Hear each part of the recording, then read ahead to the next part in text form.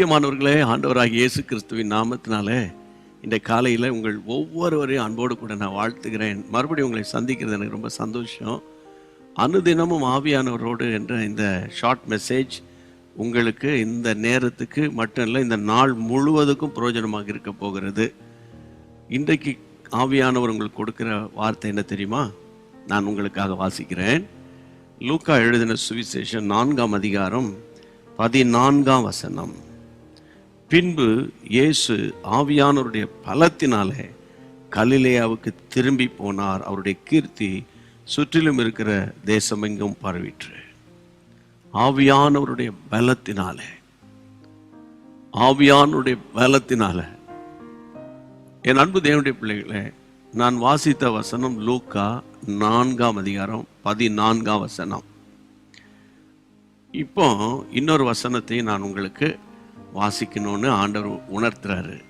அது என்னன்னா, அதே அதிகாரம் 4ஆம் அதிகாரம் 1 வசனத்தில் இயேசு பரிசுத்த ஆவியினால் நிறைந்தவராய் யோர்தானை விட்டு திரும்பி ஆவியானவராலே வனாந்தரத்துக்கு கொண்டு போகப்பட்டு, அதாவது லூக்கா 4:1 இயேசு வனாந்தரத்துக்குள் போகிறார்.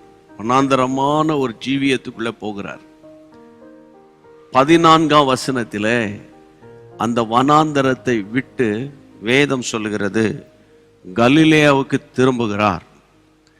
அதில் ஒரு வார்த்தை எழுதப்பட்டிருக்கிறது, ஆவியானவருடைய பலத்தினால தான் கலிலேயாவுக்கு திரும்பி வருகிறார். டவுனுக்குள்ளே வந்துட்டார்.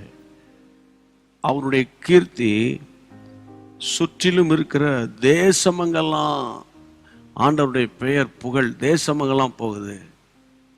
இதை எப்படி நான் பார்க்குறேன்னா, இன்றைக்கு காலையில் வனாந்தரம் ஆரம்பிக்கிறது 1ஆம் வசனத்தில், அந்த வனாந்தர வாழ்க்கை முடியுது 14ஆம் வசனத்தில். அப்போ இதுக்கு நான் ஒரு பெயர் கொடுக்குறேன். வனாந்தரம் நிரந்தரம் இல்லை. உங்கள் வாழ்க்கையில், உங்கள் வீட்டில், உங்கள் குடும்பத்தில், உங்கள் சிந்தையில் சமீப காலமாக ஏதாவது வனாந்தரத்தோடு போராடிட்டு இருக்கீங்களா? அது வெறுமை, வறட்சி, பைபிள் வாசிக்க முடியல, ஜெபம் பண்ண முடியல, ஒரே அப்செட், ஒரே ஸ்ட்ரெஸ், ஒரே போராட்டம், இப்படியே இருக்கீங்களா? அதுக்கு பேர் தான் வனாந்தரம். ஆனால் ஆண்டவர் உங்களுக்கு இப்போ என்ன சொல்லுகிறார்? அது உங்களுக்கு நிரந்தரம் கிடையாது. அது ஒரு டெம்பரவரி. அது ஒரு டெம்பரவரி. வனாந்தரம் நிரந்தரம் அல்லன்னு இன்னைக்கு முழுக்க நீங்கள் சொல்லணும். ஏன்னா உங்களுக்குள் இருக்கிற ஆவியானவர் உங்களை அந்த வனாந்தர வாழ்க்கையிலேருந்து வெளியே கொண்டு வர போகிறார். பாருங்க, கலிலேயாவுக்கு வந்த உடனே ஆண்டவருடைய லைஃப் ஸ்டைலே மாறிட்டு, அவருக்குள்ள இருக்கிற வல்லமை புறப்பட்டது.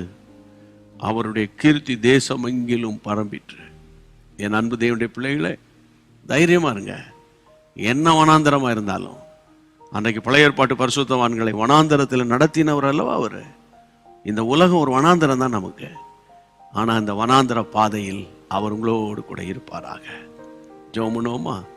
எங்கள் அருமையான இயேசுராஜா, பரிசுத்த ஆவியானவரே, அனுதினமும் ஆவியானவரோடு என்ற இந்த குறுஞ்செய்தியின் மூலமாக உங்களுடைய பிள்ளைகளோடு ஆண்டவருடைய இரக்கத்தினாலும் கிருபையினாலும் நான் பேசி வருகிறேனப்பா. இன்றைக்கு நீர் கொடுத்த வார்த்தையின்படி வனாந்தரம் நிரந்தரம் இல்லை என்று உங்களுடைய பிள்ளைகளுக்கு நான் சொல்லுகிறேன். அவன் சொன்னபடி ஆகும் என்று சொன்னீரே, அப்படியே நடப்பதாக.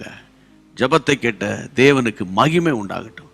இயேசு கிறிஸ்துவின் நாமத்தில் பிதாவே, ஆமென். கர்த்தருக்குள் சந்தோஷமா இருங்க. மீண்டும் சந்திக்கலாம். அன்பான தேவனுடைய பிள்ளைகளே, இச்செய்தி உங்களுக்கு மிகுந்த ஆசீர்வாதமாக இருந்ததென்று நாங்கள் நம்புகிறோம். தொடர்ந்து எங்கள் செய்திகளை கேட்டு கர்த்தருக்குள் ஆசீர்வதிக்கப்பட ஜீசஸ் மீட்ஸ் மினிஸ்ட்ரீஸ் என்கிற எங்கள் யூடியூப் சேனலை சப்ஸ்கிரைப் செய்யுங்கள். மேலும் உங்கள் ஜெப உதவிக்கு எங்களோடு நீங்கள் தொடர்பு கொள்ள வேண்டிய தொலைபேசி எண் 9842252836 மற்றும் 7299546363. Email gpsrobinson@hotmail.com. கர்த்தர் உங்களை ஆசீர்வதிப்பாராக.